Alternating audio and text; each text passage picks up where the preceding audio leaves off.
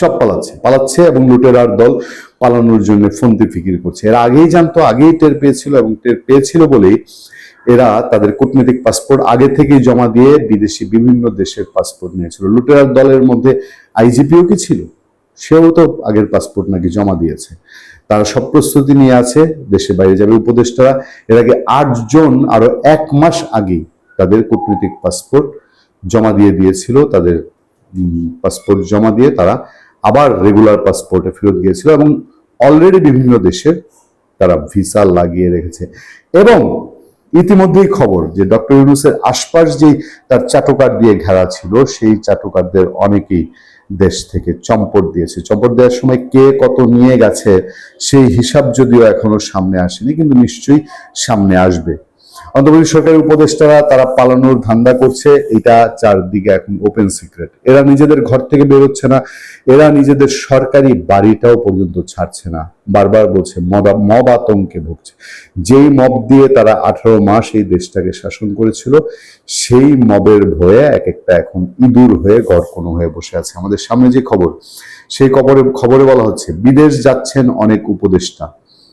কি কি আছে সেখানে? সদ্য বিদায়ী অন্তর্বর্তী সরকারের প্রধান উপদেষ্টা অধ্যাপক ডক্টর মোহাম্মদ ইউনূস 18 মাস পর রবিবার তার পুরনো কর্মস্থল ইউনূস সেন্টারে যোগ দিয়েছেন। অন্য উপদেষ্টা ও বিশেষ সহকারীদের মধ্যে কয়েকজন ফিরেছেন পুরনো পেশায়, কয়েকজন চলে গেছেন বিদেশে কয়েকজন চলে গেছেন অলরেডি, আরো কয়েকজন বিদেশে যাওয়ার প্রস্তুতি নিচ্ছেন।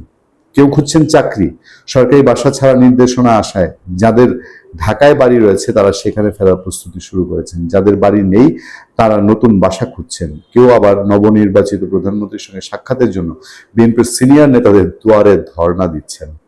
তবে বেশিরভাগ উপদেষ্টা এখন বাসাতেই সময় কাটাচ্ছেন। জনসমক্ষে তাদের তেমন দেখা যাচ্ছে না। সংশ্লিষ্ট একাধিক সূত্রে জানা গেছে কোন কোন উপদেষ্টা ও বিশেষ সহকারীর মধ্যে মব আতঙ্ক বিরাজ করছে। যারা ইতিমধ্যে কাজে যোগ দিয়েছেন তারাও সাবধানতার সঙ্গে চলাফেরা করছেন। বিভিন্ন সূত্রে জানা গেছে দায়িত্বে থাকাকালীন যেসব উপদেষ্টা নিজের দপ্তর সামলাতে না পারলেও বেশি কথা বলে মিডিয়া কাভারেজ পেতে চেষ্টা করেছেন, তারা এখন বেকায়দায় পড়েছেন। বিশেষ করে যারা ক্ষমতার চর্চা করতে গিয়ে ধরাকে সরাগ জ্ঞান করেছেন, নানা ছলাকলায় 5 বছর ক্ষমতায় থাকতে চেয়েছিলেন, সংবিধান ও মুক্তিযুদ্ধকে নানাভাবে প্রশ্নবিদ্ধের চেষ্টা করেছেন, তাদের প্রতি সাধারণ মানুষ ভীষণ ক্ষুব্ধ।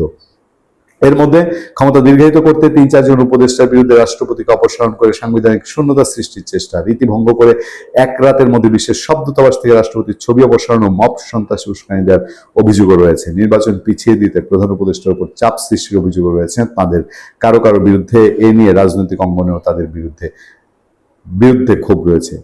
তারেক রহমান কি ভুলে যাবেন, বিএনপি নেতৃবৃন্দ কি ভুলে যাবে যে আজকে যেই ক্ষমতায় তারা এসছেন, এই ক্ষমতায় আসতে দিতে কোন কোন উপদেষ্টা চাননি? বৈষম্যবিরোধী ছাত্র আন্দোলনের পরবর্তী সময় জাতীয় নাগরিক পার্টির নেতারা এসব উপদেষ্টাকে ক্ষমতায় বসার সুযোগ করে দিল। এখন তারাও এদের কাজে কর্মে ক্ষোভ প্রকাশ করছেন। এসব কারণে অনেকে লোকচক্ষুর অন্তরালে সময় পার করছেন বেশিরভাগ উপদেষ্টা। এই কারণে 21শে ফেব্রুয়ারিতে শহীদ মিনারে দেখা যায়নি অন্তর্বর্তী সরকারের কাউকে। তবে বিতর্ক এড়িয়ে নীরবে কাজ করে যাওয়া উপদেষ্টাদের অনেকে ফিরেছেন স্বাভাবিক জীবনে। এর মধ্যে নৌ পরিবহন ও শ্রম ও কর্মসংস্থান মন্ত্রণালয়ের উপদেষ্টা ব্রিগেডিয়ার জেনারেল অবসরপ্রাপ্ত ডক্টর এম সাখাওয়াত হোসেন উপদেষ্টার পদ ছাড়লেও গতকাল হাতিয়ায় যান উপদেষ্টা থাকাকালীন তার বাস্তবায়ন করা কাজ দেখতে। তিনি বাংলাদেশ প্রতিদিনকে বলেন, হাতিয়ার একটা ফেরি চালু করেছিলাম, সেটা কি অবস্থা তা সোমবার দেখতে এসেছি। এখানকার মানুষ খুব খুশি। এখানে এসে কোস্টগার্ডের সব ধরনের সহযোগিতা পেয়েছি, অনেক সম্মান পেয়েছি সবার কাছ থেকে। ঢাকাতেও নিয়মিত বাজার ঘাটে যাচ্ছি। উপদেষ্টা থাকাকালীন সরকারি বাসভবনে উঠিনি, নিজের গাড়ি ও ড্রাইভার ব্যবহার করেছি, বাসা থেকে খাবার নিয়ে খেয়েছি। ফলে পথ ছাড়ার পর কোনো বিড়ম্বনায় পড়তে হয়নি। খুব আরামে আছি। শিগগিরই বিশ্ববিদ্যালয়ে যাব, গবেষণা লেখালেখি শুরু করব। সরকারি আবাসন পরিদপ্তর সূত্রে জানা গেছে লেফটেন্যান্ট জেনারেল অবসরপ্রাপ্ত Mohammad Jahangir Alam Chowdhury, Wahiduddin Mahmud, Farida Akhter, brigadier general doctor M Sakhawat Hossain, Syeda Rizwana Hasan, Mostofa Sarwar Farooki সহ হাতে গোনা কয়েকজন ছাড়া বেশিরভাগ উপদেষ্টা, বিশেষ সহকারী ও প্রেস উইং সদস্য সরকারি বাসভবনে ওঠেন।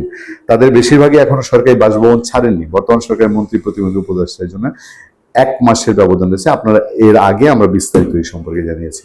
এবার উপদেষ্টাদের কে কোথায় যাচ্ছেন?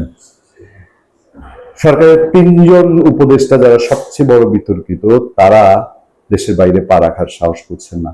তাদের প্রত্যেকেরই ভিসা আছে, কিন্তু যে কোনো সময় মব আতঙ্কে পড়তে পারেন, যে কোনো সময় সরকারের কোনো সিদ্ধান্তের মুখে পড়তে পারেন।